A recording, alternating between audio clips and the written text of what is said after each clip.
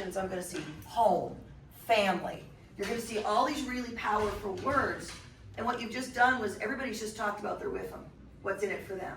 And so that's a great way of saying, okay, we're here to make this the most healthy community that we can, right? So finding ways to make them go, oh yeah, this is important to me because.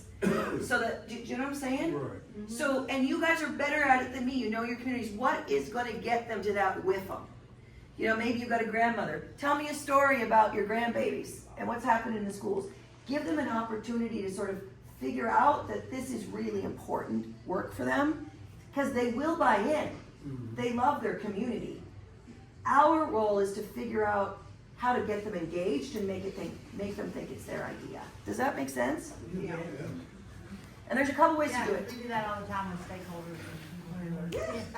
Like, that's the thing about this work. I've got there's a coalition coordinator in my new community, and he really thinks that he's the hero in his community, and he's just the sweetest guy. I adore him, but he's in the wrong field. Because he's like, well, I should be the chair of the coalition. Yeah. Nope, you shouldn't, Dylan. You're the facilitator of the coalition. Who in the community is it, and I just adore him, and I think he'll get there. But we are the ultimate servant leaders in coalition work. And so I think it's a blessing and a curse that you have to write this grant.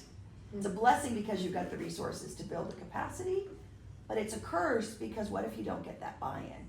So I think there's all sorts of ways that you can get your coalition to sort of ground or center themselves in why this work is important before we start the discussion. Mm-hmm. What do you think? So I think my experience is half, if not more, of the work happens outside the coalition. Yes. So I would not use the word manipulate, although it is kind of manipulating. Turn off the camera. So here's the way I see it. I generally never, and I coach a lot of coalitions around this. I never want to go into a meeting not knowing the outcome of the meeting. So I sort of want to make sure I know who's for, who's against, what people are going to say, and it gives people opportunity to digest the information before they go into the meeting. Sometimes you get crickets in a meeting, not because people don't care about the issue, they're processing everything in their head, like, well, okay, they're saying they need buy-in. I'm wondering what buy-in means. They say we got to do a lot of work. What does that mean? I don't know if I can fit this in my calendar, and so no one says anything. So the way that I would do it is if you all were my coalition, I would determine, first of all, who in this room has influence and power. That would be really important for me to do one-on-one work with you.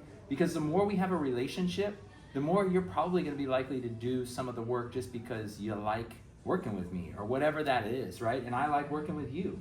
And so if Rev has power and Judy's got power, and I know Judy pulls on some of the group over here, I'm gonna outreach to them. And I'm going to say, hey, can I take you out to coffee or whatever and talk about this opportunity we have going on? And I'm going to talk to you and say, what do you think, Judy? Do you think anybody's going to push back? What are some of the cons of this? And I'll just lay it out there because if I don't hold those issues back, because if they don't surface in those one-on-one meetings, it's going to surface in the big room. Yep. And then you got to answer it in the big room and you're caught off guard. So get Judy to think about it, probe her. What are the drawbacks? Oh, well, Robin's always a naysayer. She's going to complain about this. Can you talk to Robin? You say, what do you think we should do with Robin? How do we pull Robin over to our side? And so I'm having all those ahead of the meeting.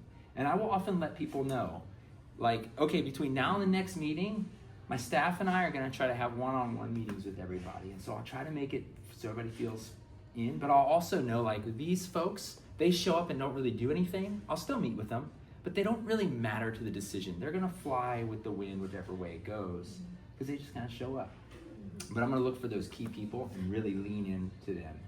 And when they have good things to say, I'm going to say, that's excellent. I really need you at the meeting where we're talking about this. And can you please bring this up? Because I want people to have a discussion about the way that you're thinking about this. So now I've already pre-planned discussion too with folks. I've also got your commitment to come. Because I'm like, that is excellent. Can you please make it to this next meeting? This is gonna be really important to talk about this, right? So now I've got her excited to be there a little bit too. And when we get to that question, I'm gonna say, does anybody have any thoughts? And Judy's gonna speak up and she's gonna set the tone for the discussion. So that's how I do it. Yeah. I do a lot of it outside of the main meeting. I love that. And get pre-commitments from people to come in. Right. already to that meeting, say, I need you there. You really should be talking to the group. I love about that. this." And that's why too, that I think it's two things, once you get folks into the meeting too, and I shared this, I have a timeline of what needs to be done between now and when you write the grant. And that might look a little bit different, but have it laid out, so you've got a handout. Here's what we need to do between now and the end of the grant, or at the end of the application cycle. And we can help you with that. So that everybody knows exactly what it is. And then the other thing that I've learned along the way too, is make your meetings unexpected, so that they're not just sit and get discussions. And that's where I really like drawing the community map, and then from the community map, turning it into 100 cups of coffee. And that's really engaging, because then it also, I didn't catch that. the 100 cups of coffee, so draw the community map, and then from the community map, do 100 cups of coffee. One-on-ones. One-on-ones, which are those interviews, and strangely, I use my Survey Monkey for that. So, yes, my Survey Monkey, that I have 100,000 surveys in. But yeah, I'm Should doing that. charge you more. I know, yeah.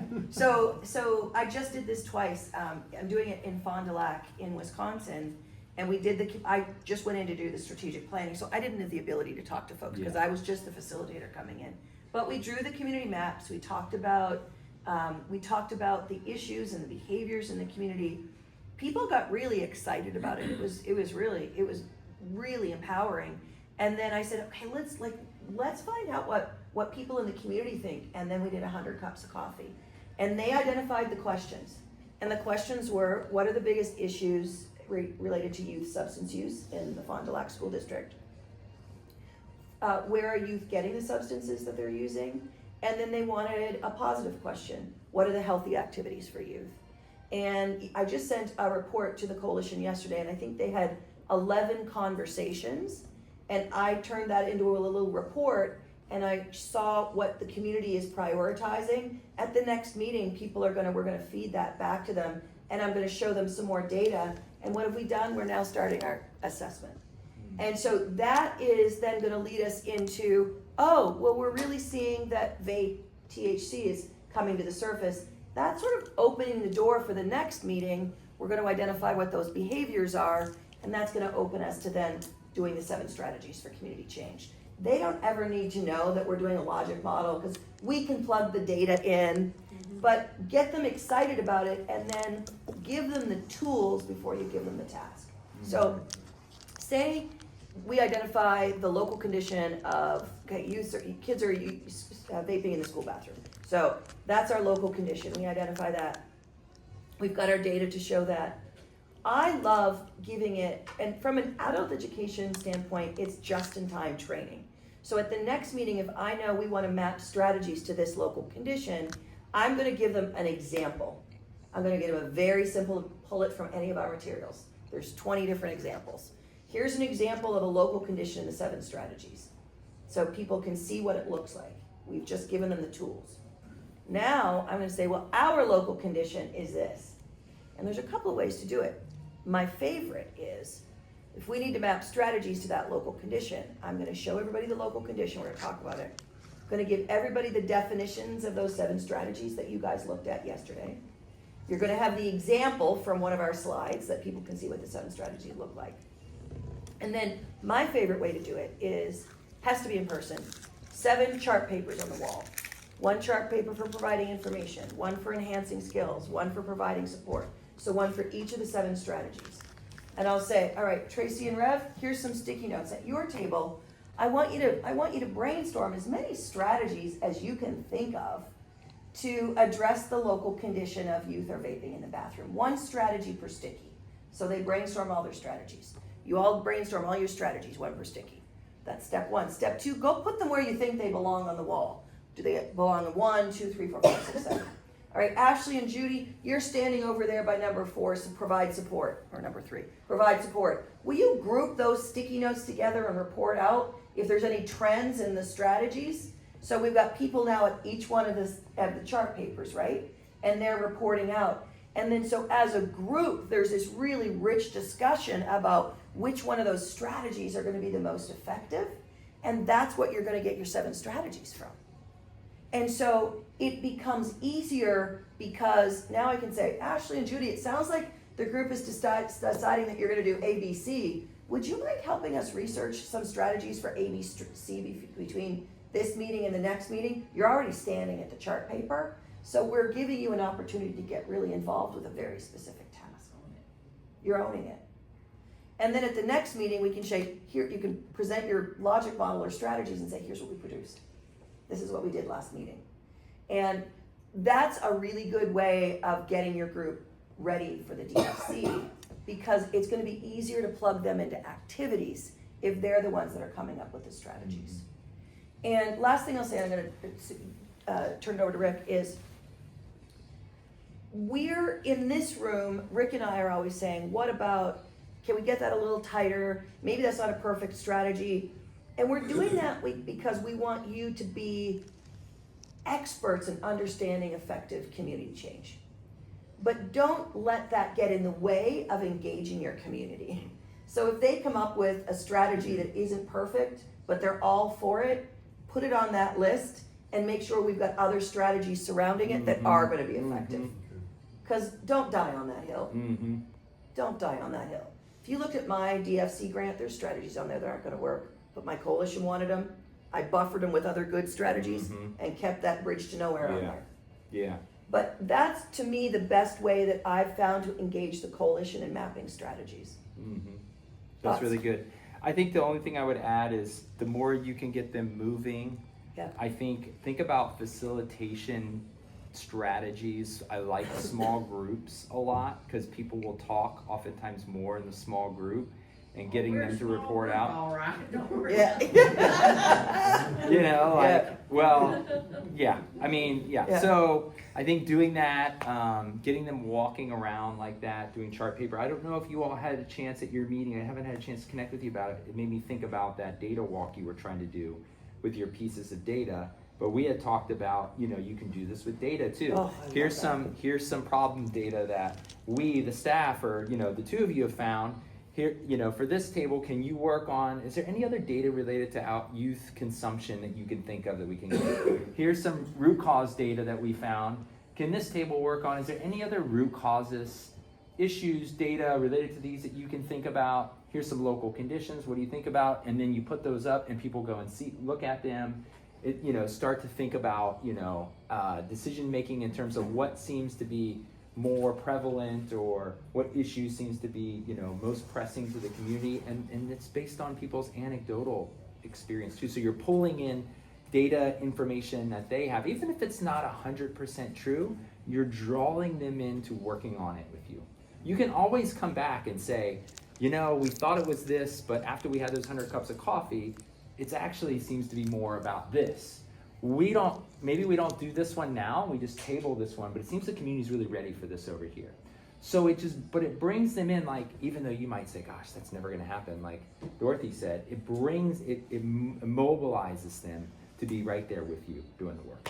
So that you're not coming in saying, all right, we're working on this problem statement, these 2 root causes, and these 4 local conditions. Because what I say about that is, you either are the only person that win at the end of the day, if you know are successful, and you're the only person at fault if it doesn't work, because it's only yours. So you got to make it ours. Yeah, 1,000%. And so it's an ongoing. And I just want to. This is sometimes when I say this, people look at me like, really? But it's true. I got to tell you, I still get overwhelmed when I am working with a coalition. Do I know what I'm doing? Do I know the right? But you need to trust your own knowledge of what you've learned with us, and you also need to trust the process. And I love what Rick said about always know what you want to achieve in your meeting. And if you don't know what you want to achieve, if you don't have an outcome, if it's just like we're going to get together, I'm going to say cancel the meeting and turn it into an email. 100%. Because it needs to be really action oriented. Yep. But the other thing is, you only need to know 2 to 3 meetings ahead. Yep. But you always need to know 2 to 3 meetings ahead. Yep. So for example, when I do strategic planning, with Fond du Lac as an example, I did strategic planning where, if you guys remember way back to day 1 when we did the frog in the pond and the public health approach, that real basic stuff, I trained that more than anything else. Why? Because if we don't have a shared understanding as a group of what is effective community change, then we're not going to get anywhere. Yep. Because the police chief's gonna say, we're gonna do a poster contest. No, Judy, we need to do a poster contest. We need to give the chief the opportunity to understand a poster contest is not gonna change kids' behaviors, right? So we need to do a little tiny bit of learning, and if you haven't had the opportunity to do that, that's at some point, that needs to happen. The public health approach, the frog in the pond, Yep. that's it, you need to do that. The continuum of care, we're pre-diagnosis, because you're gonna have some people coming to the table that are defining prevention as relapse prevention or overdose prevention. That's secondary or tertiary intervention, we're looking at prevention of disease. All equally important, that's just where we fit. So you need them to have that tool. Then I love that community map because it gets people up and moving and talking about the behaviors in their community. From that, I love the 100 cups of coffee for the next meeting, because then we can respond to the interviews that the coalition members did. And so they're actively already engaged. Then the third meeting, I like to bring in external data so we can almost have a data party to see how that compared to our conversations that we had, our cups of coffee. And that meeting can also bring us into prioritizing which substance. We've just done problem prioritization. Your next meeting then, we can hone in on those local conditions and do the strategy mapping. In 4 meetings, you could have your local conditions mapped and you could have pretty much everything that you need done to write the DFC. 4 well-structured meetings with what Rick said, a lot of conversations and work in between. Last thing I'll say, you know how to find us. You know how to find us. We can walk through how to do, and I'm out after this, but I'm happy to join Rick if it would be helpful to anyone on a Zoom, and we can plan your agenda and all of it. Like, we are not leaving you. We're with you every step of the way if it could be helpful. Thoughts? I think the one exciting thing that I like to do that helps people see the frog in the pond I don't know, CACA doesn't teach this, but there in our field is what's called the 4 Ps.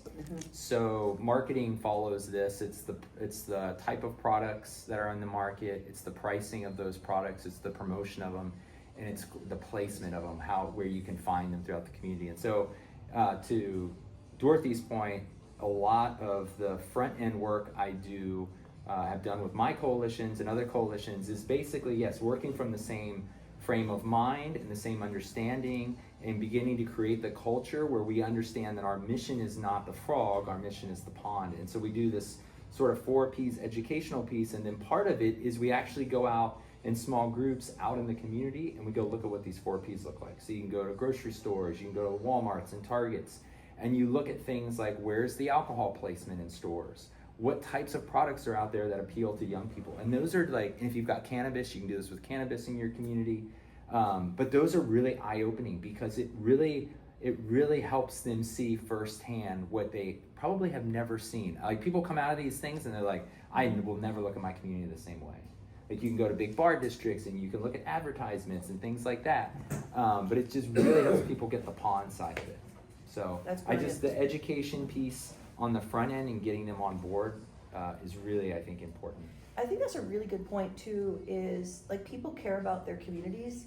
And this happened in Fond du Lac, is we started doing some environmental scanning, which is especially that's exactly what it leads is. to. And one person came and said that they had seen, I think I mentioned it to Reverend Tracy, that they had seen at the checkout of some like corner store something called, it started with a G, Galaxy Gas or something. And what it was actually nitrous oxide. You know, that when you're making whipped cream, that's people inhale that, but it's now being marketed along with like Delta 8 and some of those products. And it's not, I mean, it was on Amazon too. People were just walking by it, it was at the checkout. It's nitrous oxide. It's not restricted, you can get high from it. And it's being marketed in corner stores. And it wasn't until the coalition started doing these environmental scans that they even started seeing, like, the community looked completely different to them, because they were like, oh my God, I've been walking by that. I had no idea that kids are getting that to get high. Well, kids do. But what we were doing is, and I love that, Rick, is then getting our community to go, oh my God, how can we not do something about this problem?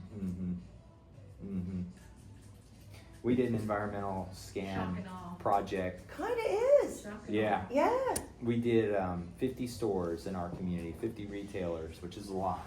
And then we had the data analyzed around the price, and what we found is that the Four Locos were cheaper than the average price of water. I don't know if you guys know what Four Locos is. If you don't, you go out and see them. They're not marketed toward people like us. They're marketed toward young people. Just the design. They're usually 3 to 4 drinks in one can because they're high alcohol by volume. Anyway, so our coalition got pretty like shocked and all upset about this. So we're now looking at a policy that it's called a charge for harm policy. So what it would do is allow for like almost a sales tax at the local level for these high risk products, and that money would go back into fund like prevention and treatment. So that's just something we're thinking about. We're trying to figure out the legality and make sure we can do that. But it all started not because, you know, a coalition staff had the idea. It was like people went out and looked and they were like, how can we not do something about this? This is crazy. Wonder what we can do. And we just started exploring. We thought, well, maybe we can do a charge for harm for this. I love that. Yeah. And we'll have to do a lot of, we'll have to do the 7 strategies. We'll have to make it the community aware. We're going to have to make sure we can build a case around the fact that these are high risk products that young people consume. It's not, kids aren't drinking like you used to have to drink.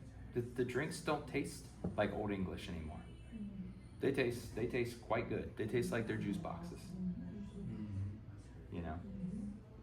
So that kind of stuff is really powerful. And then it's not my thing to work on, it's our thing to work on, and people get excited about it. And you build power that way. And I think the really cool thing about this is you've got time between now and when the application comes out To empower our group. to empower your group. Yeah. And don't be dismayed if you have a flop of a meeting. Yeah.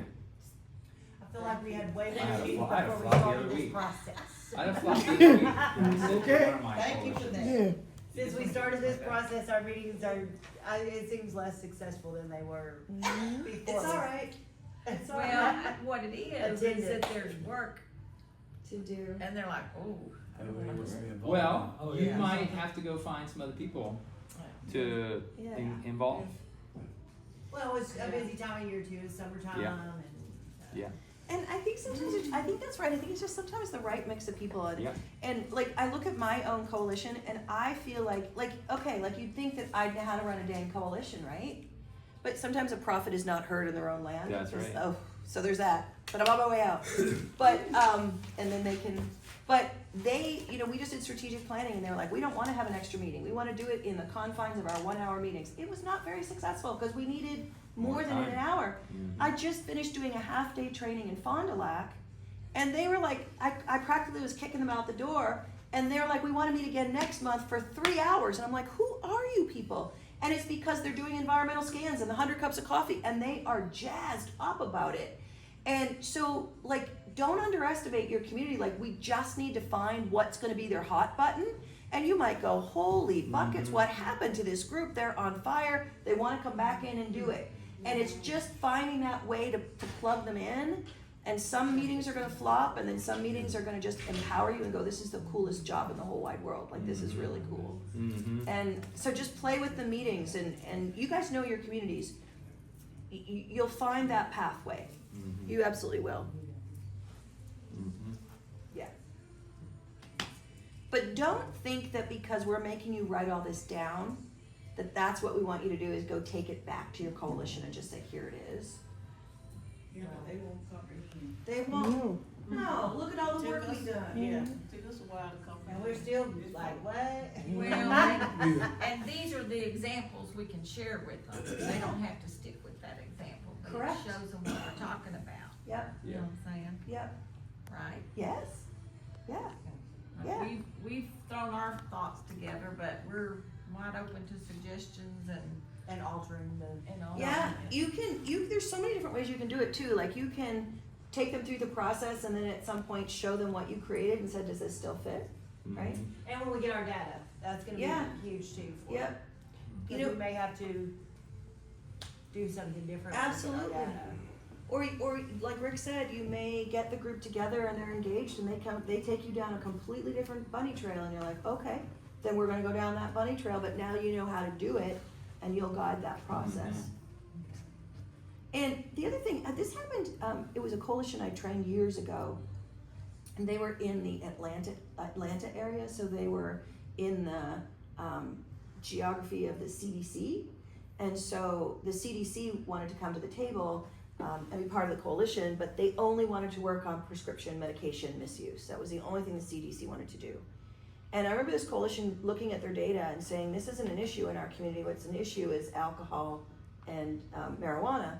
And they ended up prioritizing working on prescription misuse because they recognized that really the momentum was with the CDC to get the CDC at the table to work on a problem that wasn't their biggest problem in the community, but they recognized the value in having those partners at the table.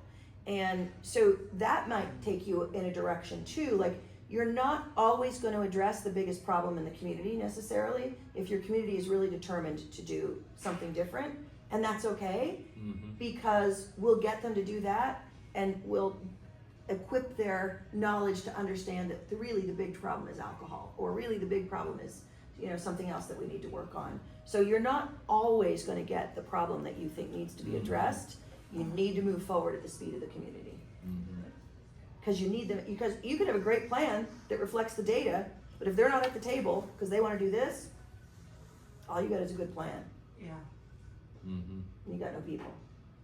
And that's the thing, so different people, like somebody who lost their kid to drunk driving is gonna wanna do alcohol. Somebody who lost their kid to overdose is gonna wanna do fentanyl. Somebody, you know what I mean? So everybody's passionate about something. Yeah. different.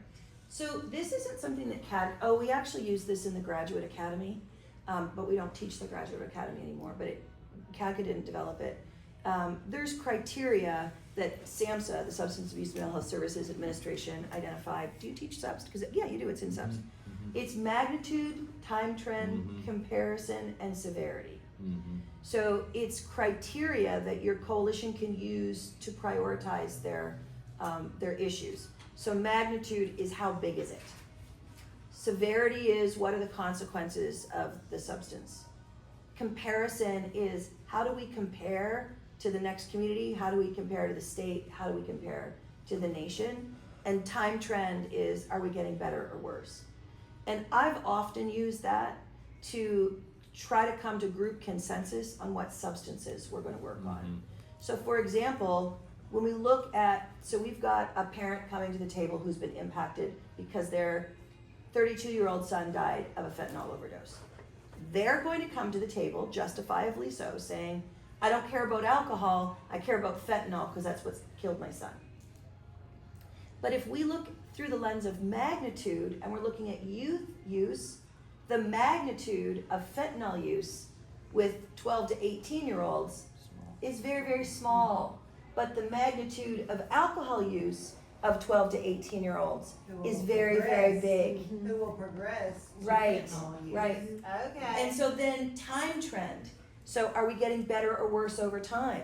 Well, maybe with alcohol, we're keeping it sort of at a level knowledge or level base, but maybe we're seeing THC use go through the roof. So we're saying, wow, it's skyrocketing. We got to do something to change that. Severity is a little bit subjective. And I'll never forget doing this in a community, in a really urban setting. And I had folks broken out and they were all talking about the data through the lens of these 4 criteria. And law enforcement, they prioritized opioids for severity because they said people are overdosing. That's what they're going out to see. But the high school principal, he prioritized THC because that's what he was saying because kids were, so severity is really subjective. He wasn't looking through the lens of overdoses. He was looking through the lenses of how many kids are high at school and the school discipline. So that one's a little bit subjective. And then comparison is how do we compare? And that one's an interesting one. And I'll see that in some communities that we'll see some like really strange bleeps. Like in some communities, and I'm just working with one right now, they've got huffing at higher rates than others. They're just huge where we're at. But it's not in every community, but that can help you, like 3% of kids reporting huffing, to me is a very high percentage because it's such a severe, that's pretty serious stuff. Yeah. So then you can look through those lenses. If that's of interest to you, Rick and I can give you those criteria too. But you can use those so that the people at the table that have different perspectives, we can agree that we're going to use these criteria to prioritize our substances. And then that gives us, does that make sense? Then it gives us sort of the 4 square walls of how we're going to make a decision. And so maybe the woman that's lost her son still wants to work on fentanyl, but understands, but yeah, there's 62% of 10th graders that were using alcohol, And you probably used alcohol before. and they probably used alcohol before. Mhm. So, yeah. And I love, do you use those criteria? Yes, I do use that. There's another, if you look up like cutting an issue, criteria for cutting an issue, things like that, there's other organizing models out there Yeah. as well, but that's a pretty, the SAMHSA one that she's talking about, the SUPST, is good because it's pretty simple. Simple. You know, there's some other ones out there that have a little bit more questions to answer, like, is working on this issue a winnable issue? Is it gonna build your momentum for a future campaign or issue to work on? Is it gonna have a deep and meaningful felt impact in the community? Those kind of things are also criteria that other models use. Yeah. What is it called for Samson? Well, I'll just send you I'll send you Yeah. those criteria, because it's within a curriculum called Substance Use Prevention Skills Training. But I've got the curriculum, I can send it to you. I'll send it out to everyone, I'll send the slides out. Yeah, I'll do that when we're working. Anyway, I just wanted, after lunch, I wanted us to just sort of take a minute and talk through some of this stuff so that we're not just so busy in the forms that we're not talking about what it looks like in real life. Mhm. How's everyone feeling? We talked about it at lunch too, so, That was our, yeah. we had a working lunch. We had a working lunch. Yeah, So does that mean, so can I tell you? you would have been proud of us. I'm always proud of you. I'm always proud of you, and I'm super, like, I just have to say, like, I'm not gonna cry, I've just had a hard day anyway, but I'm super sad. Like, I think, Doug, here's me, like, I fall in love with every group that I work with, I honestly do, but there's something about you four communities that is just, has really made my life rich and full, and I'm gonna really miss working with you guys, so you all have my email. Well, We're we're still glad that gonna you're talk- working after your contract. We got You decided to create a Yeah. link for us to meet once a month? Oh, Put good. you in there? Yes, absolutely. Yeah, Schedule heck committee. yeah. And I was gonna say too that, we'll get you out a little bit early today, and since you had a working lunch, that gives us the opportunity to justify getting you, it's not getting you out early. We will stay here You're if any of you working need on to your stay products, now it doesn't mean we're leaving right now either. But you're working on your products, but you don't have to do it in the room. But, so let's continue on with your strategies, and if there's any questions. And I'm gonna work with Rev and Tracy on this one. Did you find availability